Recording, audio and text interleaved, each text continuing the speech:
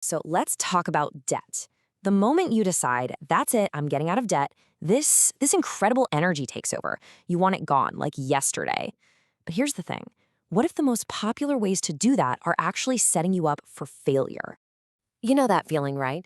You draw that line in the sand. It's a huge moment. You're finally ready to take back control, and your motivation is just through the roof. And yeah, that urgency makes total sense. You can almost taste the freedom. You just want someone to show you the fastest way to get there.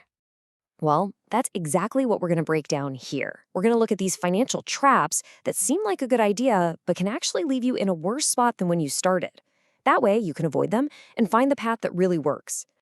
So let's get into it. We're going to walk through the 3 biggest mistakes people make when they're trying to pay off their debt. The goal here is so that you can spot them, sidestep them, and actually start making some real lasting progress.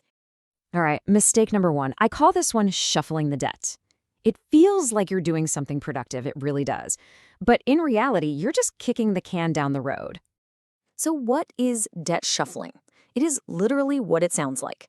You're taking a pile of debt from over here and just moving it over there. You haven't actually paid anything down, you haven't gotten rid of it, you've just relocated it. And you know what's wild? These methods are everywhere. I'm talking about things like debt consolidation loans, personal loans, borrowing against your house with a HELOC, that's a home equity line of credit, or even taking out a 401k loan. People do the credit card shuffle too, with the balance transfers. They all feel like a smart move, but all you're doing is moving numbers around on a spreadsheet. And this right here, this quote gets to the absolute heart of the matter. The interest rate isn't the real problem. The math isn't the problem. The root issue is the behavior that got you into debt in the first place. Real permanent change only happens when you change your habits, not when you just shuffle the numbers. And listen, if you're hearing this and thinking, oh man, I've done some of those, please hear me on this. You are not dumb. You are not stupid. These are super common traps for a reason. They're marketed as an easy fix when you're desperate for one, but they're still traps. Okay, so that idea leads us perfectly into mistake number 2. This is all about focusing only on the math and completely ignoring the one thing that actually determines if you'll win or lose, your behavior. This brings us to the classic showdown, the debt snowball versus the debt avalanche.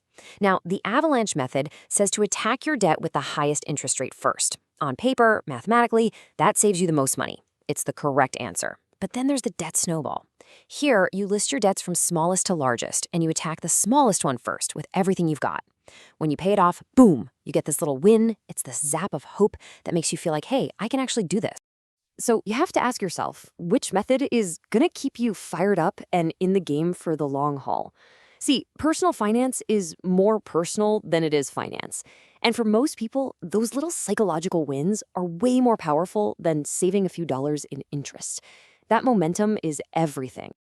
And speaking of things that sound good but are actually pretty dangerous, let's talk about debt settlement companies. They run all these ads promising they can negotiate with your creditors and make your debt disappear for pennies on the dollar. It sounds like a lifeline, but oh man, it can be so damaging. Here's the deal with these companies. First, they often tell you to stop paying your bills. What do you think that does to your credit score? It absolutely destroys it. These companies prey on people who are at their wits' end, making them feel like they're helpless. But the most important thing to remember is you don't need them. You are the one with the power to fix this. And that brings us to the third and maybe the biggest mistake of all, trying to get out of debt while living the exact same lifestyle that put you there in the first place. I mean, think about it. It's a really simple, kind of blunt question, right? Can the same habits that created the problem also be the solution? No way. If you want a different result, you have to do things differently. Something's got to change.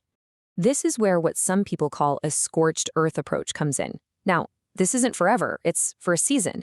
Maybe it's 9 months, maybe it's 18 months, but you make some major temporary sacrifices. You cut out everything that isn't an absolute necessity. No restaurants, no new clothes, cancel the subscriptions. You focus only on the essentials. And what that does is create this huge gap, this margin between what you make and what you spend. All that extra cash gets thrown at the debt. But honestly, it does something even more important. It totally rewires how you think about wants versus needs. And that skill, that's what builds wealth long after the debt is a distant memory. Okay, so we've spent a lot of time talking about what not to do. So let's flip this around. What is the right way? How do you actually take control and start winning?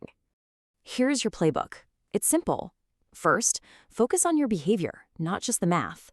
Second, use that debt snowball to get those quick wins and build momentum. Third, change your lifestyle, just for a season, to free up a ton of cash. Fourth, and maybe most importantly, remember that you are the hero of this story. You are the one who can solve this. And lastly, and this one is so interesting, maintain a giving mindset. When you're generous, it breaks that weird power that money can have over us. It really does change your whole relationship with it. And this is what it all comes down to.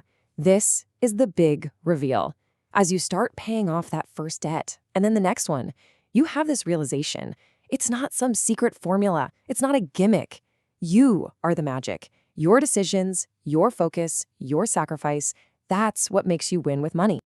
So, as we wrap this up, I just want to leave you with one thought. Forget about the whole giant mountain of debt for just 1 second.